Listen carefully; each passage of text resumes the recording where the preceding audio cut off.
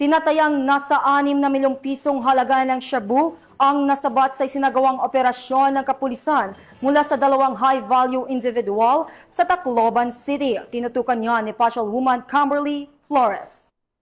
6,718,400 pesos halaga ng shabu ang nasabat sa dalawang high-value individual sa kinasang bypass operation ng mga operatiba sa Barangay 66 Paseo de Legazpi, Tacloban City. Bandang alas 12:15 ng madaling araw ng ikasang operasyon ng mga tauhan ng Tacloban City Police Station 2 sa koordinasyon sa Philippine Drug Enforcement Agency 8. Narecover sa mga suspect ang 10 heat seal transparent plastic at 13 pirasong knot-tied transparent plastic cellophane na naglalaman ng hinihinalang shabu na may tinatayang timbang na 988 grams na nagkakahalaga ng 6,718,400 pesos, isang genuine 500 peso bill na ginamit bilang bypass money at mga drug paraphernalia. Maharap ang mga suspect sa kasong paglabag sa Section 5 at 11 Article 2 ng RA 9165 o Comprehensive Dangerous Drugs Act of 2002. Bunga ng pinaigting na kampanya laban sa ilegal na droga, matagumpay na naisagawa ng Tacloban City PNP katuwang ang ibang ahensya ng pamahalaan